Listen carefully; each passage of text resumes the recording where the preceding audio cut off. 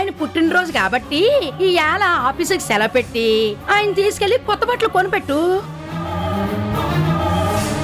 నీ తాయికి తగ్గట్టు రేపు ఫంక్షన్ ఏర్పాట్లు చూడు. ఆయనేవి చిన్నపిల్లాడు కాదు, షాప్ కి తీసుకెళ్లి బట్టలు కొనిపెట్టడానికి, బెలూన్లు కట్టి బర్త్డే పార్టీలు చేయడానికి.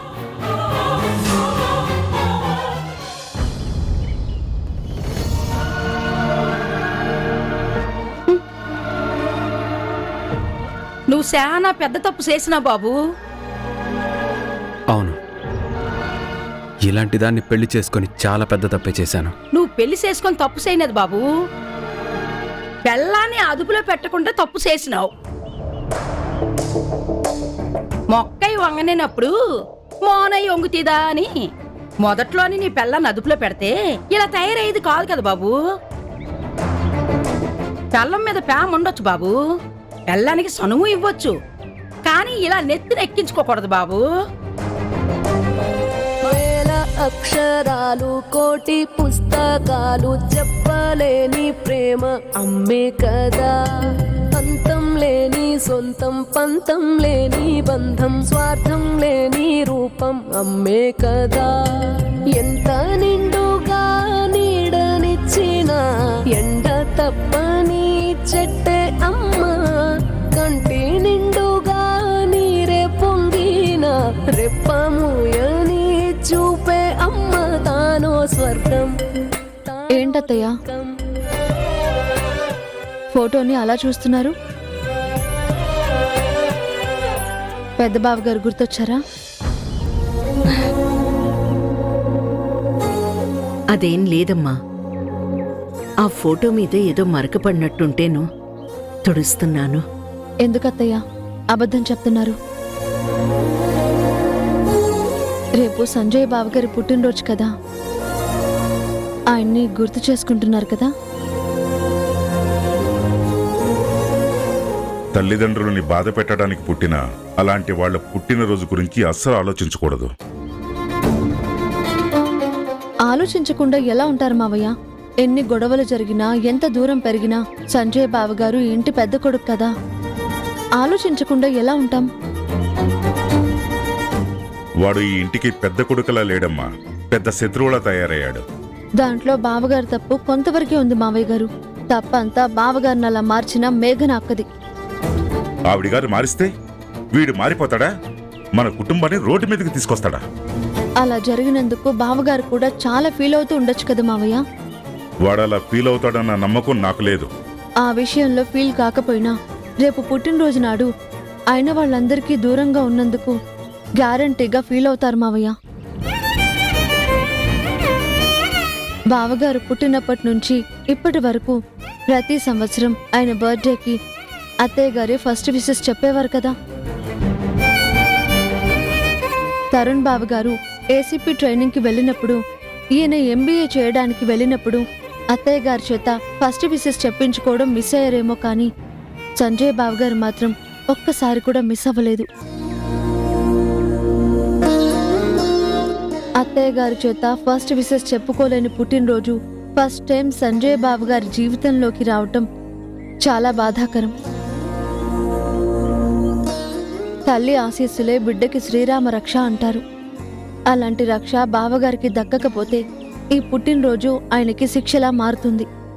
అందుకని ఆశీస్సులు అందించడం కోసం అత్తయ్య గారిని బావగారి ఇంటికి వెళ్ళమంటావా ఏంటి?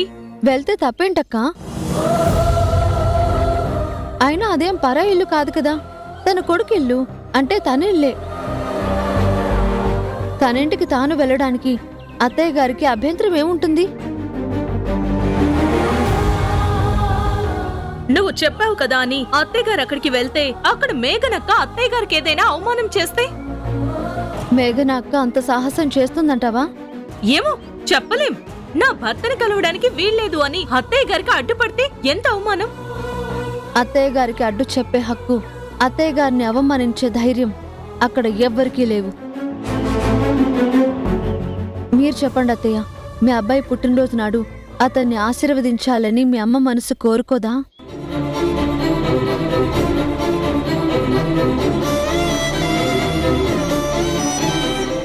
బిడ్డకి జన్మనివ్వడం అంటే తను మరో జన్మ ఎత్తడమే అని తెలిసి చావుకి కూడా భయపడకుండా జన్మనిస్తుంది అమ్మ. అలాంటి అమ్మ బిడ్డకి ఆశీస్సులు ఇవ్వడానికి దేనికి భయపడనక్కర్లేదు, ఎవ్వరికీ భయపడక్కర్లేదని నా ఉద్దేశం.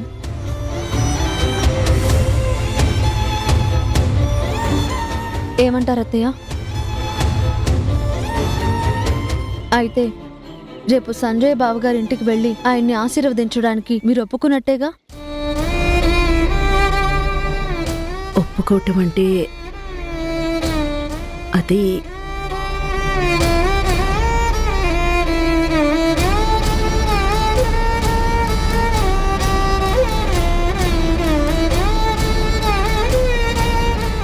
మావయ్య గారు ఏమంటారోనని ఆలోచిస్తున్నారా అత్తయ్య? అమ్మ మనసుని నాన్న అర్థం చేసుకోకుండా ఉంటారా ఏంటి?